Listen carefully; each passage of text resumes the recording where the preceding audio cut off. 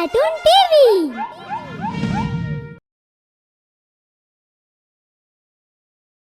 किसी जंगल में एक डरावनी गुफा हुआ करती थी जिसमें बेताल नाम का एक मायावी राक्षस रहता था।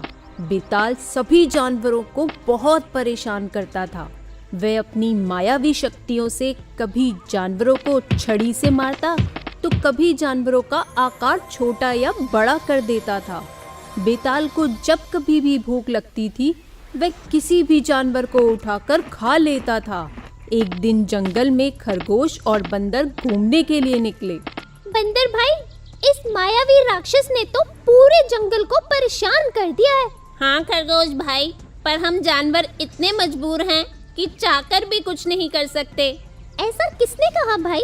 अगर वो बेताल मेरे सामने आ जाए तो मैं उसकी चटनी बना दूंगा। अरे भाई, ये तुम क्या बोल रहे हो? क्या तुम जानते नहीं कि वे राक्षस कितना शक्तिशाली है? मैं सब जानता हूँ। आज अगर बेताल मेरे सामने आया तो मैं उसे अच्छा मजा चखाऊंगा।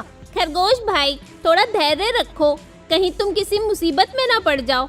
ऐसा कहकर बंदर झट से एक पेड़ पर चढ़ जाता है। तभी वहाँ बेताल आ जाता है। बेताल खरगोश को पकड़ लेता है।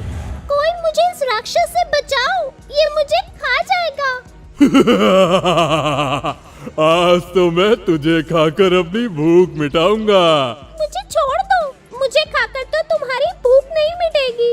अरे तू चुप कर, वरना मैं तुझे गुफा में पहुंचने से पहले ही खा जाऊंगा।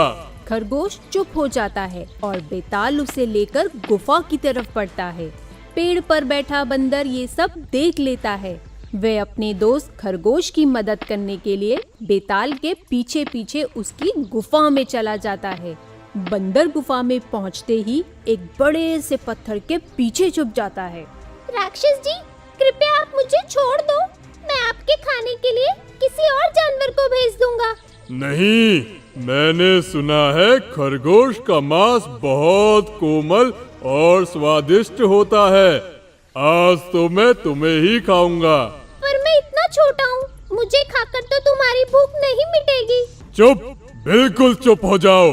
अगर तुम्हारी कोई आखिरी इच्छा है तो तुम मुझे बता दो, मैं उसे जरूर पूरा करूंगा।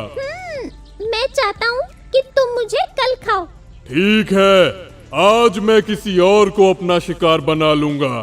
जब तुम मुझे कल ही खाने वाले हो तो क्या मैं अपने परिवार से मिल सकता हूँ? नहीं, अगर मैंने तुम्हें जाने दिया तो तुम मेरे हाथ फिर नहीं आओगे। लगता है ये बेताल मुझे जाने नहीं देगा। अब तो ये मुझे अपना भोजन बनाकर ही रहेगा। क्या सोच रहे हो? अब तुम यहाँ से नहीं भाग सकते। बेहतर होगा तुम चुपचाप आराम करो और अपने आखिरी समय को यादगार बनाओ। ठीक है, तो मैं अब यहीं बैठकर आराम करता हूँ। खरगोश गुफा में आराम से बैठ जाता है और बेताल उठकर एक मटके के आगे हाथ जोड़कर बैठ जाता है। खरगोश और बंदर ये सब देख रहे होते हैं। कुछ देर बाद जब बेताल वापस उठता है। ये मटका आपका भगवान है क्या? नहीं मूर्ख जानवर, यह मटका मेरी शक्तियों का राज है। जब तक यह मटका है सिर्फ तब तक ही मैं जीवित हूँ। अच्छा, ये तो मुझे मालूम ही नहीं था कि किसी की जान मटके में भी हो सकती है। अगर तुम्हें यह पता चल ही गया है तो अब मैं तुम्हें आजाद नहीं छोड़ सकता, क्योंकि यह मेरे लिए खतरनाक साबित हो सकता है। बेताल खरगोश को एक पिंजरे में बंद करता है और अपने खाने के लिए एक नया शिकार ढूंढने के लिए निकल पड़ता है। बेताल के जाते ही बंदर पत्थर के पीछे से बाहर निकलता है।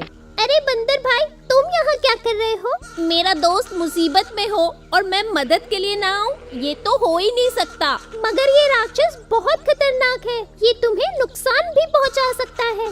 तुम चिंता मत करो भाई, मैं इस राक्षस की शक्तियों का राज जान गया हूँ। अब देखता हूँ ये राक्षस खुद को कैसे बचाता है। पर भाई, पहले मुझे तो बाहर निकालो। बंदर अपने दोस्त खरगोश को पिंजरे से बाहर निकालता है और मटके को उठाकर सीधा राक्षस के पास पहुंचता है। बंदर खरगोश को एक तरकीब बताता है। भाई, तुम इस बेताल के सामने जाओ और मैं पेड़ पर चढ़ जाता हूँ। ये तुम कैसी बातें कर रहे हो? मैं इतनी मुश्किल से इस राक्षस के चंगुल से बचा हूँ और तुम मुझे फिर से उसके अरे तुम चिंता मत करो, तुम्हें कुछ नहीं होगा। मैं तुम्हें जैसा बोलता हूँ बस वैसा ही करो। खरगोश बंदर की बात मान लेता है और बेताल के सामने चला जाता है। बेताल खरगोश को देखते ही हैरान हो जाता है। तुम्हें तो मैं पिंजरे में बंद करके आया था, फिर तुम यहाँ कैसे पहुँच गए? ठीक वैसे ही जैसे तुम्हारा मटका पेड़ के ऊपर पहुंच गया है। अरे यह तो मेरा मटका है, यह ऊपर कैसे पहुँचा? वापस दो इसे। ठीक है, ये लो अपना मटका। बंदर पेड़ के ऊपर से मटके को फेंक देता है और वह मटका टूट जाता है। मटके के टूटते ही राक्षस भस्म हो जाता है और सभी जानवरों को उस मायावी राक्षस से छुटकारा मिल जाता है। इस तरह बंदर अपनी समझदारी से जंगल को बेताल के अत्याचार से बचाता है और प्रशंसा का पात्र बनता है। इसके बाद सभी जानवर खुशी खुशी बिना किसी डर के जंगल में रहने लगते हैं। तो बच्चों, यदि हम समझदारी से काम करें तो किसी भी समस्या का हल निकाला जा सकता है। अगर आपको हमारे वीडियोस पसंद आ रहे हों तो इन्हें लाइक करें, चैनल सब्सक्राइब करें और हमारे कार्टून शो सबसे पहले देखने के लिए बेल आइकन दबाना ना भूलें।